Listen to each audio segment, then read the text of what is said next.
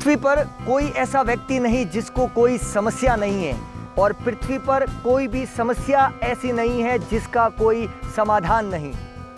ये मंजिलें जो है वो बहुत मुश्किल होती है, परंतु उन सारी मंजिलों का जो हल होता है वो इसी पृथ्वी पर होता है। जैसा कि आप सभी को पता है कि पूरे भारत ही नहीं अपितु पूरे विश्व के अंदर कोरोना महामारी जैसा संकट आ गया है। इस संकट के समय जो विद्यार्थी है वो अपनी पढ़ाई किस प्रकार से कर रहे हैं, वो अपनी मंजिल को, अपने सपनों को कैसे और किस प्रकार पूरा कर रहे हैं, वो उन्हीं की जुबानी जो है वो हम जानने वाले हैं।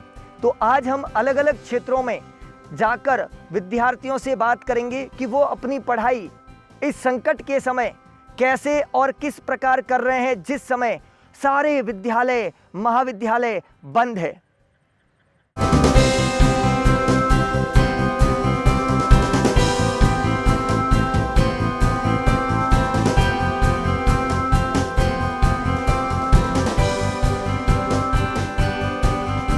हेलो गुड़िया, आपका क्या नाम है और आप कौन सी क्लास में पढ़ते हो? सर, मेरा नाम रितिका पवार है और मैंने अभी जस्ट 12th पास आउट की है। ओके, इसका मतलब तो ये हुआ कि आप प्रमोट होकर आए हो। तो मैं ये जान सकता हूँ कि क्या आपने कभी ऐसा सोचा था कि भारत के अंदर ऐसी कोई बीमारी आएगी, स्कूलें बंद हो जाएगी और हम सभी जो है वो घर पर बैठकर हमें हमारी बोर्ड की जो सबसे महत्वपूर्ण क्लास मानी जाती है वो घर बैठे बैठे हमें पढ़ना पड़ेगा, ऐसा कभी आपने सोचा था? जी नहीं सर, मैंने ऐसी सिचुएशन की कभी कल्पना भी नहीं की थी कि घर बैठे मैं बोर्ड की परीक्षा इस प्रकार दूंगी। बिल्कुल, तो इसका मतलब है कि यहाँ पर विद्यार्थियों का कहना है कि घर बैठकर और 12th बोर्ड जो कभी कल्पना नहीं की थी वो भी उन्होंने इस प्रकार से विषम परिस्थितियों में भी अपनी परीक्षा को और अपने अंजाम को पूरा किया। आपका क्या नाम है और आप कौन सी क्लास में पढ़ते हो? मेरा नाम लक्षिता सोलंकी है और मैंने अभी 10th क्लास पास की है। तो आपने अपनी पढ़ाई अपने घर से की, लॉकडाउन के दौरान आप विद्यालय नहीं जा पाए, तो ऐसे में आप अपने सपनों की उस मंजिल को कैसे उसको पार करेंगे, कैसे वहां तक पहुंचेंगे? मेरे अंदर जुनून था और मैंने ऑनलाइन स्टडी का सहारा लिया और वहाँ पे यूट्यूब से बहुत सारे कंटेंट्स लिए और अच्छे अच्छे टीचर्स पढ़ा रहे थे और मुझे डॉक्टर बनना है, तो मैंने तो अच्छा खासा अपने लॉकडाउन का इस्तेमाल किया और अच्छे से पढ़ाई की। बिल्कुल, जैसा कि विद्यार्थी का कहना है कि विषम परिस्थितियों में मन में एक जुनून था, एक तड़प थी। डॉक्टर बनने का सपना लेकर एक 10वीं की छात्रा जिसने पूरे साल अपने घर बैठकर ऑनलाइन प्लेटफॉर्म के माध्यम से अपनी पढ़ाई जारी रखी और जो सपना जो देख रहे हैं उसको साकार करने के लिए दिन और रात लगी हुई है।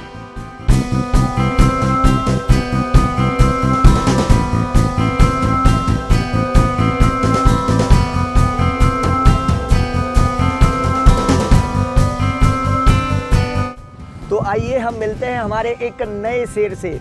तो आपका क्या नाम है और आप कौन सी क्लास में पढ़ते हैं? मेरा नाम लक्ष्मण तंवर है। करंटली मैं MBM इंजीनियरिंग कॉलेज से बीटेक डिग्री सिविल इंजीनियरिंग में कर रहा हूँ। बिल्कुल, तो आप बीटेक के विद्यार्थी हैं, तो मैं यहाँ पर ये जानना चाहता हूँ कि ऑफलाइन और ऑनलाइन इन दोनों पढ़ाई में क्या मेजर डिफरेंस है? मतलब अगर मैं ये कहूँ कि ऑफलाइन और ऑनलाइन के क्या फ़ायदे हैं या फिर इन दोनों में क्या डिफरेंस है, आप कैसे इनको अलग अलग मानते हैं? देखिए, ऑनलाइन और ऑफलाइन में मेजर डिफरेंस है प्लेस का।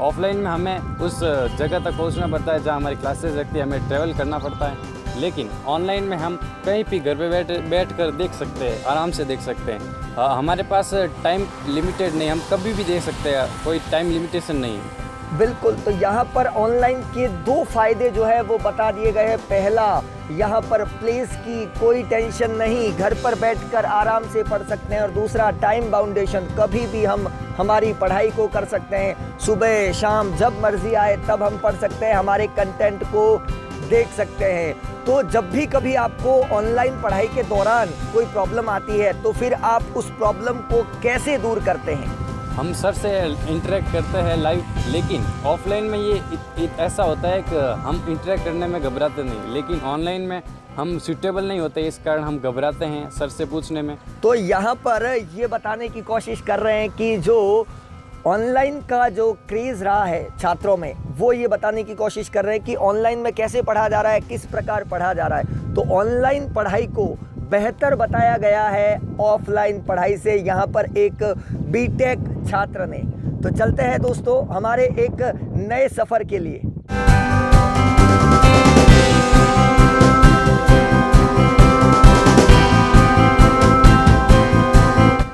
आपका क्या नाम है और आप अभी कौन सी कक्षा में पढ़ाई कर रहे हैं? मेरा नाम पूजा सोलंकी है और मैं अभी 11th में पढ़ रही हूँ। बिल्कुल, तो इसका मतलब ये हुआ कि आपने अपनी 10वीं की परीक्षा घर बैठकर ऑनलाइन दी है। बिल्कुल ठीक। Yes, sir। तो आपने जो ऑनलाइन पढ़ी, तो क्या मैं ये जान सकता हूँ कि ऑनलाइन पढ़ाई के क्या क्या बेनिफिट्स होते हैं? सर, ऑनलाइन पढ़ाई के बहुत सारे बेनिफिट्स होते हैं। हमें कहीं भी आने जाने की ज़रूरत नहीं होती है, हम इजीली घर पे पढ़ सकते हैं। मैंने 10th के अंदर ऑनलाइन ही स्टडी की है और मेरे इतने डाउट्स थे जो मैं टीचर से नहीं पूछ पाती थी, वो मैंने इजीली ऑनलाइन प्लेटफॉर्म से किए सारे। तो आपने अपने सारे डाउट्स, जैसा कि आपने कहा मैं कई बार टीचर से नहीं पूछ पाती थी, हिचकिचाती थी, पूछने में मुझे डर लगता था, परंतु ऑनलाइन पढ़ाई में आपके जो भी डाउट्स थे वो आपने सॉल्व कर दिए, ये आपका कहना है। तो आपको कंटेंट की ज़रूरत होती थी, तो वो कंटेंट आप कहाँ से लेते थे? सर, ऑनलाइन प्लेटफॉर्म में बहुत सारी स्पेसेस है, मीन्स यूट्यूब और भी बहुत सारे एप्लीकेशन है, वहाँ से मैं अपना सारा मटेरियल कलेक्ट करती थी। बिल्कुल, तो इनका कहना है कि ऑनलाइन पढ़ाई के माध्यम से मैं घर बैठी बैठी मेरे पास कंटेंट मिल गया, मुझे कहीं भी आने की आवश्यकता नहीं पड़ी। और दूसरी इनका कहना है कि जो मैं हिचकिचाती थी क्लास के दौरान, तो हिचकिचाने के समय मेरे डाउट्स क्लियर नहीं हो पाते थे, डर लगता था कि दूसरे बच्चे क्या सोचेंगे। अक्सर यही प्रॉब्लम होती है, शायद मैं सही कह रहा हूँ? जी सर।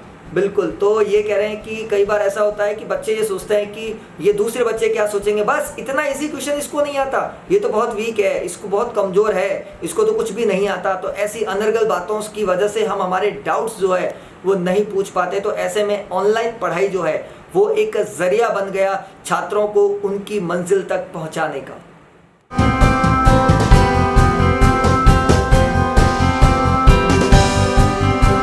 तो आइए हम एक नए शेर से मिलते हैं।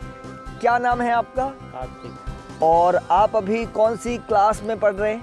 मैं अभी बीएससी सेकेंड ईयर में। बीएससी सेकेंड ईयर के अंदर है। तो आप यहाँ पर जो है जितने भी विद्यार्थी हैं, उन विद्यार्थियों को कोरोना महामारी के दौरान किस प्रकार पढ़ाई करें, उनको क्या संदेश देना चाहेंगे? मेरा विद्यार्थियों के लिए यही संदेश है कि आप ऑनलाइन स्टडी में ऐसे कंटेंट को प्रीफर करें जिसमें कि पिक्चर्स एंड एनिमेशन हो। उसका क्या रीज़न है कि जो ह्यूमन माइंड है वो पिक्चर्स एंड एनिमेशन के ऊपर ज़्यादा फोकस कर पाता है। और दूसरा मेरा यह सुझाव है कि आप 40 + 20 मिनट का रूल फॉलो करें। उसमें क्या होता है कि आपको 40 मिनट्स अपनी स्टडी को देने हैं एंड रेस्ट ऑफ 20 मिनट्स आपको अपनी कोई हॉबी, स्किल या पैशन को देने हैं, सो दैट आपका माइंड रिलैक्स फील कर सके। और अभी जो वर्तमान परिस्थितियाँ बनी हुई है उसको हम बदल नहीं सकते, लेकिन खुद को उसके अनुरूप ढाल सकते हैं। तो be a clay not a stone, because clay can change its shape in any dimension. And last but not the least, please do share this video with your friends, subscribe the channel and hit the bell icon. Thank you. तो बिल्कुल यहाँ पर हमारे एक शेर का कहना है कि कैसे और किस प्रकार पढ़ाई करने, स्थितियों को, हालात को नहीं बदल सकते, पर अगर खुद को बदला जा सके तो बहुत कुछ बदल सकता है। तो हमें कुछ नया करना है अपने जीवन में तो खुद को बदलना पड़ेगा, हालातों को नहीं कोसना है, हमें अपनी मजबूरियों को नहीं कोसना है, हमें अपने संघर्षों से उसको ये बताना है कि मैं अपनी मंजिल को कैसे पा सकता हूँ। तो आज हमने कई सारे विद्यार्थियों के जाने हैं व्यूज़ कि कैसे और किस प्रकार विषम परिस्थितियों में भी डटकर करना होता है मुकाबला।